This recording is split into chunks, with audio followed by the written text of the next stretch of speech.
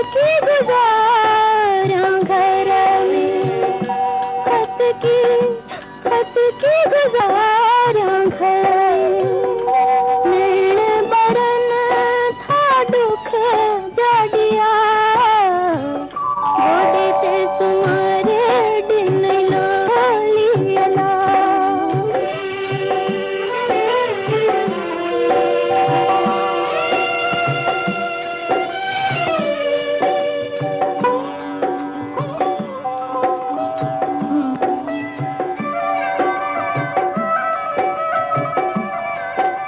अस्सलाम वालेकुम। सिंधी फिल्म संसार साण हाज़िर। ख़ातिन सां जॾहिं हिन सफ़र में असीं अवां जी ख़िदमत में हाज़िर थींदा आहियूं ऐं मुअज़्ज़िज़ महिमान असां साण हूंदा आहिनि ऐं फिल्मुनि जो तज़किरो थींदो आहे त कोशिशि इहा ई हूंदी आहे त उन्हनि जे बारे में जेका ऑथेंटिक मालूमात आहे, बावसूख़ जेका इंफॉर्मेशन आहे सा तव्हां ताईं पहुचणु घुरिजे। छाकाणि त नए दौर जो नओं नसुल पंहिंजनि फिल्मुनि खे जेकॾहिं वरी ॾिसणु चाहे थो त उहो पक बि करणु चाहे थो त जेकी कुझु माज़ी में थियो आहे उन जे बारे में ॼाण केतिरी मुस्तनिद आहे। हाणे जॾहिं हिन सफ़र खे असां तइ कयूं था ऐं पंहिंजे मुअज़्ज़िज़ महिमाननि सां गुफ़्तगू कयूं था त अहसासु थिए थो त हीउ हिकिड़ो अहिड़ो दौरु हो जॾहिं सिनेमाऊं भरियल हूंदियूं हुयूं ऐं आम माण्हुनि जी रसाई उन ताईं हूंदी हुई। टिकेट सस्ती हूंदी हुई ऐं मुख़्तलिफ़ उन में क्लासिस हूंदा हुआ जंहिंमें माण्हू पंहिंजे दिलि जे सुकून खे हासिलु करण जे लाइ, पंहिंजे एंटरटेनमेंट खे हासिलु करण जे लाइ उहे सभिनी कोशिशुनि खे कतब आणींदा हुआ ऐं ख़ूब लुत्फ़ ऐं सवादु हासिलु कंदा हुआ। पर पोइ थियो ईअं त उहा जेका सिनेमा आहे उहा आहिस्ता आहिस्ता असांखां इन करे मोकिलाईंदी वई जो उन जा केतिरा ई मुख़्तलिफ़ सबब बणिजी विया। से पंहिंजी जाइ ते बहस हेठि आणे सघजनि था, पर नंबर खुटी वियो। फिल्म पोइ हिते थींदी वई ऐं को हिकिड़ो ज़मानो अहिड़ो बि आयो जॾहिं सिंधी फिल्मूं ठहणु बंदि थी वियूं। पर बहरहाल उहो सभु माज़ीअ जो किसो असां रिवाइव इन करे करणु चाहियूं था त असां तव्हांखे ॿुधायूं त असां वटि कहिड़ा अमुल माणिक हुया जेके हिननि फिल्मुनि सां वाबिस्ता हुया, कहिड़ा किरदार हुया जेके हुननि अदा कया, कहिड़ियूं कहाणियूं हुयूं जेके असां अव्हांजी ख़िदमत में पेश कयूं ऐं उहे सदाबहार माण्हू, सदाबहार वजूद जिन पंहिंजे पारां असां ऐं अव्हांखे मञाइण जी भरपूर कोशिशि कई, उन्हनि कहिड़ियूं कंपोज़िशन ॾिनियूं, गीत कहिड़ा हुया, नग़मा कहिड़ा हुया ऐं उन्हनि सां गॾु रूह खे रचंदड़ साज़ या आवाज़ जो आहंग कहिड़ो हूंदो हुयो। अॼु जॾहिं असीं अव्हांजी ख़िदमत में हिन सेट ते हाज़िर थियूं था त यकीनन उन्हनि सभिनी खे पाण सां गॾु वठी अचूं था ऐं हिकिड़ी कोशिशि आहे त उहे सभु हिन माला में असां सां पोयल हुजनि ऐं इहो साथ अव्हांजी ख़िदमत में हाज़िर हुजे। इब्तिदा करणु चाहियूं था हिकिड़े सदाबहार गीत सां। अॼु असां वटि ज़ेरे नज़र फिल्म आहे बादल। पर मूंखे ख़बर न हुई त हिकु ॾींहुं पाण दिलि विञाई वई रशीदा। 6 महीननि खां पोइ मां डॉक्टरीअ जो इम्तिहान पास करे आई हुयसि। बंदी खे विसारे त न छॾींदा। याद ज़िंदगी जी अलामत आहे रशीदा।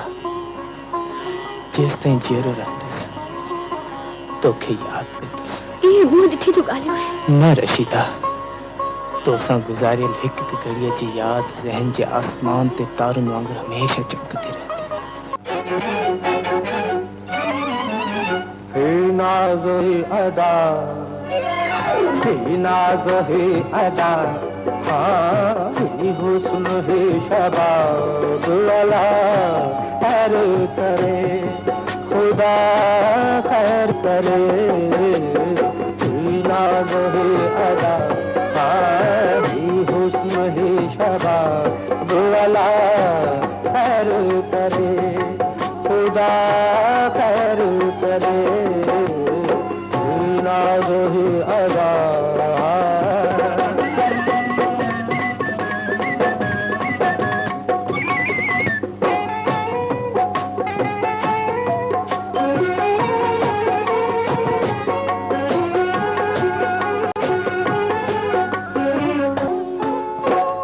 शर्म ही हया हया ऐं ही नज़ाकतूं हर हिकु कदम ते क्यों कयामतूं ओने ज़ेत आफ़ताब अला खैर करे, खुदा खैर करे। नाज़ी अदा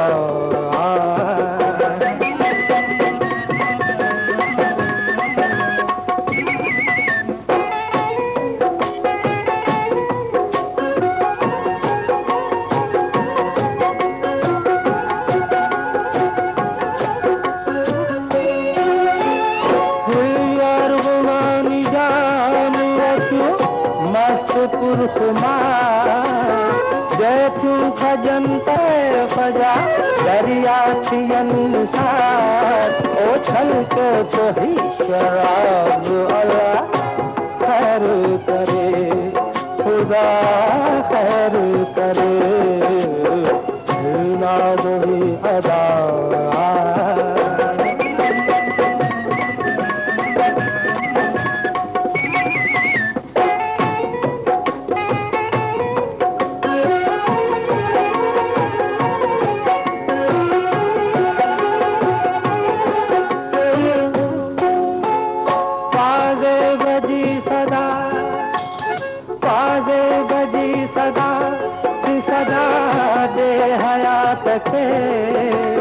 हर गामते तो के कायनात के ओही कहड़ो इनकलाब अल्लाह खैर करे खुदा खैर करे नाज़ ही अदा ही हुस्न ही शबाब अल्लाह खैर करे खुदा खैर करे। हयाती जे हिन पुरकैफ़ लम्हनि जो ज़िक्र कजे थो ऐं जॾहिं हिन क़िस्म जी मौसीक़ी ॿुधिजे थी त हिकिड़ो अजीब सहर इंसान जे मथां तारी थी वेंदो आहे। असां वटि अॼु फिल्म आहे बादल ऐं बादल बाबति गुफ़्तगू करण लाइ असांजा 4 मुअज़्ज़िज़ महिमान असां वटि मौजूदु आहिनि। इब्तिदा में तारुफ़ कराईंदासीं। असां वटि मौजूदु आहिनि साईं नजमा काविश साहिबा। अस्सलाम वालेकुम मैम, भली कार तव्हांखे। ऐं उन्हनि खां पोइ असां वटि मौजूदु आहिनि साईं नादिर बलोच साहिबु। नादिर साईं तव्हांखे भली कार। सिंधी फिल्म संसार जा जेके ख़ासि असांजा शुमार आहिनि उन्हनि में अव्हां जहिड़ा वजूद असांजे लाइ माइल स्टोन्स आहिनि। वॾी महिरबानी तव्हांजे अचण जी। ऐं ख़वातीन हज़रात उन खां पोइ जॾहिं असां साॼे पासे ॾिसूं था त जेको गानो असां हाणे ॾिठोसीं ऐं माज़ी जी जेका यादि असांजे साम्हूं तरी आई उनजो मरकज़ी अक्स असांजे साम्हूं आहे। हिन फिल्म जो हीरो असांजो मरकज़ी सुपरस्टार साईं वसीम साहिबु। साईं भली कार, नवाज़िश तव्हांजूं। ऐं वसीम साहिबु जिन खां पोइ मौजूदु आहिनि असां वटि सिंधी मीडिया जे हवाले सां हिकिड़ो मुस्तंद इस्तारो साईं सैयद फिदा हुसैन शाह साहिबु। भली कार तव्हांखे साईं, वॾी इनायत, वॾी महिरबानी। नजमा साहिबु तव्हां खां शुरू कंदासीं इन सिलसिले खे। तव्हांजी फिल्म ॾिठल आहे? मुस्तफ़ा साहिबु मूंखे ॿुधायो त अॼु जेको आहे बादल ते डिस्कस थींदी जी ऐं जेको आहे तव्हां प्लीज़ अचो छो त तव्हां बि हुन फिल्म में आहियो त मूंखे ॾाढी ख़ुशी थी छो त मूं रुॻो ॿुधो ई आहे ऐं मूंखे ॾाढो तजसुस ऐं ॾाढो मूंखे हिकिड़ी ख़्वाहिश हुई मुंहिंजी त मां हिन फिल्म खे कॾहिं ॾिसां पर इतफ़ाक़ ई न थियो। इहा मूवी मूंखे किथे मिली ई कोन। ठीकु। ऐं मां ॾाढी ख़ुशि थियसि ऐं मूंखे ॾाढो मां एक्साइटेड हुयसि त मां पाण खे ॾिसां हुन में छो त काफ़ी मुंहिंजी ॾाढी बि आहे हिन फिल्म में। बीना साहिबा? जी हा जी हा। उहा मूंखे ॿुधाईंदी त तूं काफ़ी नंढड़ी हुई 6 मंथ जी हुई त जॾहिं उन्हनि खे कंहिं ॿारड़े जी ज़रूरत हुई ऐं जेका हिन में हीरोइन आहे मैडम सईदा जी उनजी नंढड़ीअ जो कैरेक्टर आहे त पोइ मां सेट ते उहे बि एक्चुअली मुंहिंजी मदर बि गॾु हूंदी जेका अम्मा बीना हूंदी उन मूंखे निपायो आहे जी त चइनि त ॿार जी ज़रूरत आहे त उन में उन वक़्तु तूं ई हुई उते सेट ते त उन्हनि चयो भई हेॾो सुहिणो ॿारु आहे छो त शायदि नंढे हूंदे मां ॾाढी गोल मटोल ऐं क्यूट जहिड़ी हूंदसि त इन जे करे उन्हनि मूंखे हुन में कास्ट कयो ऐं वसीम साहिब जी नंढड़ीअ जो कैरेक्टर हुयो त इन जे करे मूंखे ॾाढी इहा हुई ख़्वाहिश त मां हिन फिल्म खे ऐं पाण खे ॾिसां त इन जे करे मां आई आहियां अॼु ऐं मां पाण खे ॾिसणु चाहियां थी उन गाने खे बि ऐं पाण खे बि जेको मुंहिंजे मथां पिक्चराइज़ थियल आहे। असां वटि ख़वातीन हज़रात हिन प्रोग्राम जे हवाले सां बल्कि हिन फिल्म जे हवाले सां 4 एपिसोड्स आहिनि ऐं उन्हनि में असां अव्हांजी ख़िदमत में हाज़िर थींदासीं छाकाणि त फिल्म जे बारे में असां सभु ॾाढा एक्साइटेड हुयासीं ऐं आहियूं ऐं 4 ई मुअज़्ज़िज़ महिमान हिते मौजूदु आहिनि त असां शुरू में फिल्म जो स्क्रोल अव्हांजी ख़िदमत में पेश करणु चाहींदा आहियूं जेको असां थोरो देरि सां हिननि साथुनि में अव्हांजी ख़िदमत में पेश करे रहिया आहियूं। फिल्म जो सिरो जीअं दर्ज़ करे चुका आहियूं बादल आहे। पेशकार इदारो ZN फिल्म्स महरान पिक्चर्स। रिलीज़ थियण जी तारीख़ आहे 8 नवंबर 1972 ईद उल फितर 1392 हिजरी। पेशकार तालिब हुसैन दाऊद पोटो। फिल्मसाज़ अब्दुल रज़ाक दाऊद पोटो, मोहम्मद इस्माइल मेमण। हिदायतकार ग़ुलाम हैदर सिद्दीकी। कहाणी मोहम्मद इस्माइल मेमण। मकालमा निगार अमर जलील। शायर सैयद मंसूर नकवी। मौसीकार इमदाद हुसैन। गुलूकार रुना लैला, मोहम्मद यूसुफ, ज़ुलेखा खदीजा ऐं महर सिमी ऐं अदाकारनि सईदा, वसीम चकोरी, रोशन, मलिक अनोखो, महर सिमी, अब्दुल्ला कबड़ो, मुश्ताक मुग़ल, लता, गुल मेमण, हसन मुल्ला, बीना, समद शेख, AR बलोच ऐं साखी। स्टूडियो आहे हिन जी ईस्टर्न स्टूडियोज़ कराची। गुफ्तगू खे उतां ई जारी कयूं था जंहिंखां पहिरीं असां स्क्रोल ताईं पहुता हुआसीं। नादिर साईं हिते वेठा आहिनि। नादिर साईं, हिन फिल्म जे बारे में, बादल जे बारे में तव्हां पंहिंजी राय जो इज़हार कयो। हैदराबाद में न्यू मिडिस सिनेमा में लगी जी, ईद ते ऐं बेइंतहा हिकिड़ी सुठी फिल्म चइजे हिनखे। ग़ुलाम हैदर सिद्दीकी जो डायरेक्टर, वसीम ऐं सईदा हिन में हीरो हीरोइन। पर तव्हां यकीन करियो त हुननि एॾी पाबंदी सां, एॾी ख़ुशि इख़लाक़ी सां इन्हनि सभिनी जेको टीम वर्क जेको थींदो आहे उन्हनि एतिरो सुठो कमु कयो जो फैमिली फिल्म साबित थी। वाह। हालांकि हिन जे साम्हूं जेका फिल्म लॻी मिठड़ा शारमिलन, शालीमार सिनेमा में, ही मैस्टिक सिनेमा में दूबदू, पर हिन उन फिल्म खे बीट कयो। ऐं वॾी ख़ूबसूरत मौज़ू हुनजी फिल्म जो त जहेज़ जे मौज़ू ते फिल्म ठहियल हुई त पंहिंजी धीउ खे जहेज़ न ॾिनई त हुनखे ससुराल में एतिरी तकलीफ़ूं ॾिसणी पियूं। अच्छा, सोशल माना समाजी मौज़ू हो फिल्म जो। समाज में फैमिली मौज़ू। ऐं ख़ासि करे हिन में वसीम जेको कमु कयो उहो हिकिड़ो नओं मोड़ हो। मुश्ताक चंगेज़ी खे वसीम जे अचण सां बेइंतहा ख़तरो हो। अच्छा, ठीकु आहे। हिकिड़ो हीरो ॿिए हीरो जे साम्हूं जेको ईंदो सही, त उनखे ख़तरो ई थींदो त भई हीअ अची वियो आहे। हीअ जेको आहे सो वहीद मुराद खे ट्रीट कंदो बाक़ाइदे। वहीद मुराद हिकिड़ो सिंधी वहीद मुराद थी नुमाया थियो। इहो सही, मार्केट में आयो, हीउ मशहूरु थी वियो ऐं हिन जूं बेइंतहा फिल्मूं कामयाबु फिल्मूं आहिनि ऐं अञा ताईं अलाह शुक्र आहे असांजे साम्हूं वेठो आहे। तव्हांखे अदाकारी कीअं लॻी वसीम साहिब जी? अदाकारी साईं हिन जी कमाल अदाकारी आहे। मूंसां गॾु हिन फिल्म में बि कमु कयो, असां ॿिन्हिनि गॾिजी कमु कयो। मुंहिंजो प्यारो दोस्त आहे, मुंहिंजो यार आहे। साईं वारो तव्हांजो? फिल्म बादल जेकी आहे इहा हिकिड़ी माशरती सोशल फिल्म जी, फैमिली फिल्म कंप्लीट, यानी कि सिंधी फिल्मनि जे अंदरि इहा मां सम्झा थो कि इहा हिकिड़ी वाहिद फिल्म आहे जेकी फैमिली फिल्म हुई। अच्छा। ऐं इन फिल्म में एस्पेशली मैडम बीना उन जेको कमु कयो, आख़िरी कमु, वाह वाह, एतिरे क़दुरु उन पंहिंजो रोल अदा कयो। तव्हां ईअं सम्झो त उहा फिल्म डिपेंड ई बीना जे किरदार ते ई हुई। उन एॾो ज़ुल्म पंहिंजो ॾेखारियो, एॾो ज़ुल्म ॾेखारियो। जब फैमिली जेकी हाल में वेठल हुयूं उहे उनखे गारियूं ॾींदियूं। अच्छा, हक़ीक़त आहे। ऐं आर्टिस्ट कामयाबी उन शइ ते थींदो आहे जो माण्हुनि जे अंदरि घिड़ी करे उन मां ॿाहिरि निकिरे। त एतिरे क़दुरु उन सुठो किरदारु कयो। ऐं हिकु दफ़ो मैजिस्ट्रिक सिनेमा ते मुंहिंजो वञणु थियो हैदराबाद, त मां बि हली वियुसि सिनेमा ते। सिनेमा जे मालिकान मूंखे घुरायो जी, त मां वियुसि सिनेमा ते, त चई अचो अंदरि वियो। फिल्म हली पे वञी वेठुसि। यकीन मञो कि औरतूं जिते, हालांकि उते मर्द घटि हुया, मर्द हेठि हुया, ॿाहिरि मथे वारी गैलरी में जी, औरतूं हुयूं, फैमिली हुई। साईं औरतूं रुनियूं पे, उछंगारियूं पे ॾिनियूं ऐं उनखे गारियूं पे ॾिना बीना खे।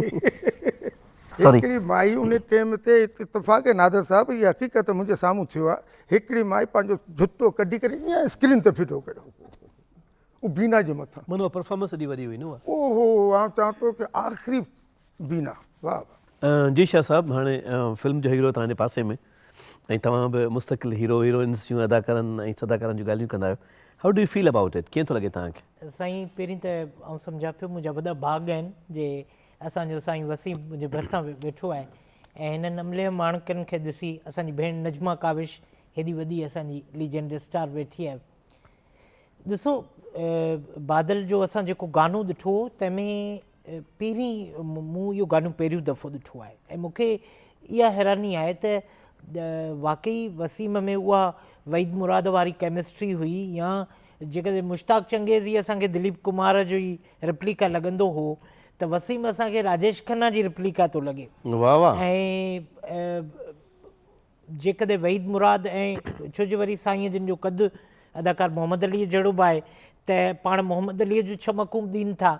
ऐं छा इहा केमिस्ट्री हुई जंहिंखे ॾिसी करे खेनि मोहम्मद अली ऐं ज़ेबा ऐं संगीता जे मुक़ाबिल इंसाफ़ और कानून में शबाब किरानवी साहब साइन कयो। मुमकिन आहे इहा ॻाल्हि ईअं हुजे। बिल्कुलु। ऐं मुंहिंजे ख़्याल में त वरी बि मैडम सईदा जा जेस्चर्स ॾिसो त how sensuous and gorgeous she was looking in that particular ज़बरदस्त लॻे सॉन्ग। ऐं जेके जेस्चर्स आहिनि ऐं जेके मेकअप जो स्टाइल आहे ऐं जेका आईब्रोज़ जी जेका कटिंग आहे उनखे जीअं पाण यूज़ कयो अथनि सिनेमा जे परदे ते, दैट वॉज टोटली मिसप्राइज़िंग। ऐं इहा मुंहिंजे लाइ त अॼु छो जो इहा फिल्म मूं ॾिठी कान हुई त मुंहिंजे लाइ इहा वॾी सुठी ख़बर आहे त हिकिड़े मुआशरती मौज़ूअ ते सोशल मौज़ूअ ते ठही जंहिंमें हीरो खे टाइट पैंट पई आहे ऐं हीरो बिल्कुलु मॉडर्न स्टाइल में ऐं हीरोइन बिल्कुलु सायरा बानूअ जी रिप्लिका पई लॻे। त इहा जेका शइ आहे सा असांजे नवनि ॾिसंदड़नि लाइ, असांजे नवनि नौजवाननि लाइ तमामु घणी दिलचस्पीअ जो बास बणिजंदी। वाह वाह वाह वाह। नजमा साहिबा तव्हां कुझु शेयर करणु चाहियो पिए? मां जीअं वसीम साहिबु चयो त अमा बीना जी जेको एक्टिंग आहे एॾी डेंजरस टाइप जहिड़ो रोल उन्हनि कयो हुयो ज़ालिम सस जो। त जॾहिं मां नंढड़ी हूंदी हुअमि त मूंखे सुठो लॻंदो छो त मां ज़ाहिरा हिकिड़े फ़नकार घराने में नंढी थी वॾी थी आहियां। एक्चुअली मुंहिंजी जेका मदर आहे उहा त अला हयाती ॾे जहिड़ा आहिनि जी, पर अमा बीना जेको आहे उन्हनि मूंखे निपायो हुयो जी। उहो एक्चुअली मुंहिंजे फादर जी पुफी हुई। त जॾहिं उन्हनि जी का औलाद न हुई त उन्हनि मूंखे निपायो हुयो। त ज़ाहिर उन माहौल में जॾहिं मां वॾी थियसि त मां उन्हनि खां हर शइ जो इलाही माना सिखंदी हुअसि, तजुर्बा वठंदी हुअसि। फिल्म ते डिस्कस कंदी हुअमि, पोइ मूंखे ॿुधाईंदी मुंहिंजी फलाणी फिल्म आहे, मुंहिंजी हीअ फिल्म हुई, मुंहिंजी हू फिल्म हुई। त मां इलाही शौक़ सां ॿुधंदी हुअसि। त मूंखे चवंदी हुई या बादल जंहिंमें तूं हुई इन में मुंहिंजो एॾो ख़तरनाक रोल हुयो ऐं ज़ालिम सस जो रोल हुयो। त मां हिकु दफ़ो ईअं ई मिड़ी रो पाए ऐं मां बि चयो त वञी ऑडियंस में वञी ॾिसां त छा राय आहे माण्हुनि जी। त चई ईअं ई जीअं वसीम साहिबु चयो त प्रैक्टिकली गारियूं औरतुनि गारियूं पई ॾिनियूं ऐं जॾहिं मूं ते नज़र पई त चवनि पिया ॾिठल पई लॻे इहा फिल्म वारी त न आहे। त चई पोइ चुप थी वियूं। त चई तव्हां ॾिसण में त अहिड़ा ख़तरनाक नथा लॻो, रोल त तव्हां एॾो ज़बरदस्त कयो आहे। त चवण जो मक़सदु आहे त वाक़ई हू पंहिंजे कैरेक्टर जे अंदरि इन्वॉल्व थी ऐं उहे कंदियूं हुयूं। सही सही। त मां पुछंदी हुअसि त उहो बिल्कुलु मूंखे यादि आयो जॾहिं वसीम साहिबु चयो त ॾाढो डेंजरस रोल हुयो। त वाक़ई इन में हक़ीक़त आहे त उहो पंहिंजे हर कैरेक्टर खे ओड़े ई तरीक़े सां निभाईंदियूं। असांजा महिमान एॾी सदाबहार गुफ़्तगू कनि पिया था त सेट तां थोरो मूव करण जी दिलि ई न पई चए, पर बहरहाल ॿिया सिलसिला बि असां साणनि। जॾहिं असां हीरो जो ज़िक्र कयोसीं त पोइ हीरोइन जी ॻाल्हि कीअं नथा करे सघूं। असां वटि सईदा साहिबा बि मौजूदु आहिनि, उहे बि पंहिंजा तासरात असां सां बयानु करणु चाहिनि थियूं। फिल्मी नालो सईदा, ईअं असली नालो तो बाबर है मुझे नालो, बाबरा नहीं बाबर। ज़्यादा बाबर ही कहते हैं। सईदा तो जहाँ स्टूडियो में जाती थी वहाँ कहते थे सईदा। फिल्म लाइन के यानी के चक्कर में वैसे आम मेरे दोस्त बाप देखे रिश्ते में जो भी फैमिली वो तो बाबर के नाम से ज़्यादा था। दरअसल ये जो गुलूकार गाने में होते हैं ना वो या तो पिक्चर फ़ोटो देखते हैं या एक्ट्रेस को या कुछ थोड़ा सा मिल लेते हैं, तो फिर वो उस हिसाब से वो मिलाते हैं। फिर हम लोग फिर उनको देख के उस गाने को देख के सुन के फिर वो पिक्चराइज करना पड़ता है। एक ये नहीं कि अदाकारा को या एक्ट्रेस हीरोइन है या हीरो ये वो नहीं, दोनों को पेयर करना पड़ता है। सईदा साहिबा सां जेका गुफ़्तगू आहे सा त असां हवाउनि आधार कईसीं ऐं संदन तासरात ॿुधासीं। एॾो ख़ूबसूरत लुक लॻे थो अञा ताईं। ख़ैर सां वसीम साहिब बि असांखे ओड़ा ई लॻनि था जहिड़ो असां पहिरीं गाने में उन्हनि खे ॾिठोसीं। त असां वटि वरी तासुरात जे हवाले सां हिकिड़ी रिकॉर्डिंग बि मौजूदु आहे। इब्तदाई दौर में जॾहिं असां हिन प्रोग्राम जी तयारी कईसीं पिए त समद शेख साहब बि हिते सेट ते मौजूदु हूंदा हुया ऐं उन्हनि सां जेका गुफ़्तगू हूंदी उहा बि ॾाढी हसीन ऐं दिलपज़ीर हूंदी हुई। प्रोफाइल में असां घणो करे शख़्सियत जी ज़िंदगी जो अहवालु बयानु कंदा आहियूं। अॼु प्रोफाइल में चाहियूं था त समद शेख साहब खे ॾिसी बि वठूं ऐं ॿुधी बि वठूं। समद साहब तव्हांजी वॾी महिरबानी, तव्हां असांजे प्रोग्राम में आयो, टाइम कढी। समद साहब ऐं वसीम साहब कीअं थो लॻे असांजो हीउ सफ़र?